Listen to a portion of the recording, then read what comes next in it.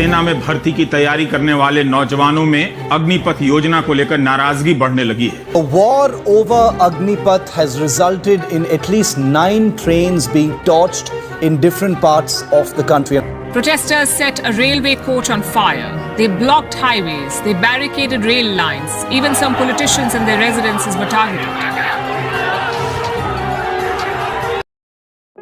आज इस वीडियो में हम गवर्नमेंट द्वारा इंट्रोड्यूस की गई एक मिलिट्री स्कीम के बारे में बात करने वाले हैं, जिसके अगेंस्ट काफी प्रोटेस्ट चल रहे हैं। पर ये प्रोटेस्ट क्यों हो रहे हैं, कौन सही है कौन गलत, ये सब जानने से पहले इस स्कीम को समझ लेते हैं। तो इसका नाम है अग्निपथ स्कीम। अब आता है हमारा पहला सवाल कि क्या है ये स्कीम।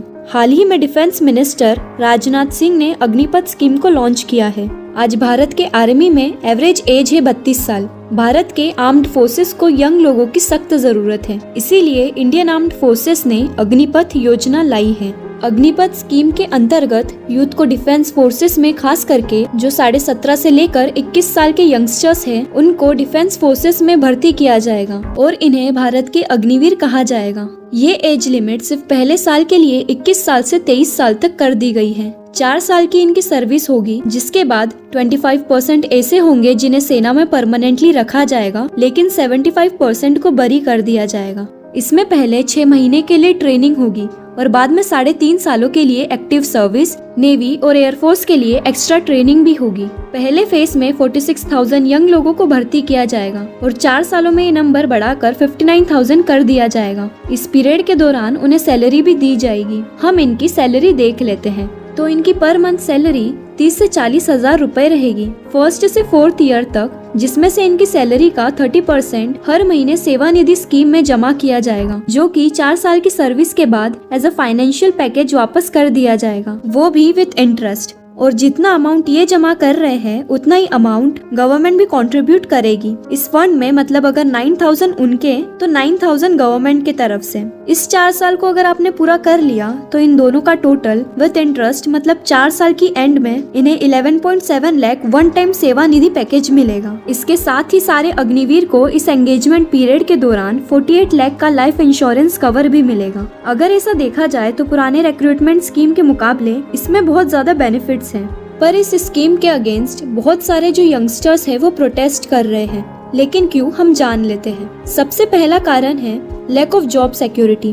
पहले जब आर्मी में भर्ती होती थी नॉन ऑफिसर्स रैंक के लिए तो लंबे समय के लिए होती थी 15 सालों के लिए। अब उसे रिड्यूस करके 4 सालों के लिए कर दिया गया है। दूसरा बड़ा पॉइंट कि पेंशन के लिए कोई भी प्रोविजन नहीं है। तो एक तरफ लैक ऑफ जॉब सिक्योरिटी और दूसरी तरफ नो पेंशन, और ये अप्लाई होता है आर्मी के तीनों विंग्स के लिए।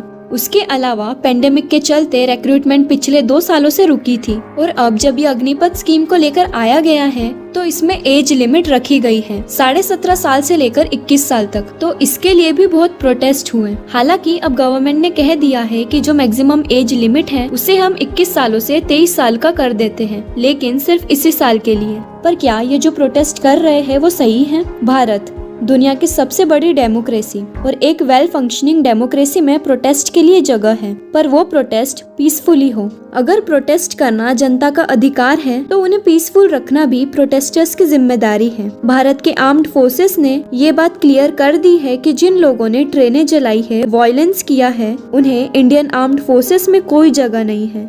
अब हम थोड़ा जान लेते हैं कि इस स्कीम को इंट्रोड्यूस क्यों किया गया। इस पर गवर्नमेंट का कहना यह है कि आर्म्ड फोर्सेस में ट्रेनिंग लेने के बाद जॉब इनसिक्योरिटी नहीं बल्कि जॉब अपॉर्चुनिटीज बढ़ेगी। इन 4 सालों में आप जो स्किल्स, जो एक्सपीरियंस एक्वायर करेंगे, उनमें जो डिसिप्लिन आएगा उसे अलग अलग फील्ड में अप्लाई कर सकेंगे। इसके साथ ही इस स्कीम के साथ गवर्नमेंट का प्लान है अपना मिलिट्री एक्सपेंडिचर रिड्यूस करना, स्पेशली पेंशन्स को रिड्यूस करना, जो कि मिलिट्री बजट का एक बहुत ही बड़ा हिस्सा होता है। और इससे जो भी सेविंग्स होगी उसे आर्म्ड फोर्सेस की मॉडर्नाइजेशन में यूज किया जाएगा। और जो 75% लोग बच जा रहे हैं उन्हें लोन्स में, जैसे एजुकेशन लोन, बिजनेस लोन, इसमें प्रेफरेंस मिलेगी। वो बाकी फोर्सेस जैसे Assam rifle CAPF, state forces इसमें अप्लाई कर सकते हैं और बहुत सारी कंपनीज ऐसी आगे आ रही हैं जो ट्रेंड और डिसिप्लिन्ड अग्निवीर को हायरिंग में प्रेफरेंस देने की बात कर रहे हैं। अग्निवीरों को एक स्पेशल बैंक लोन स्कीम के अंडर लोन मिल सकता है जिसके बलबूते पर वो खुद अपने दम पर खड़े हो सकते हैं। जो फर्दर स्टडीज में इंटरेस्टेड है उन्हें सर्टिफिकेट्स भी प्रोवाइड किए जाएंगे जो कॉलेजेस में वैलिड होंगे।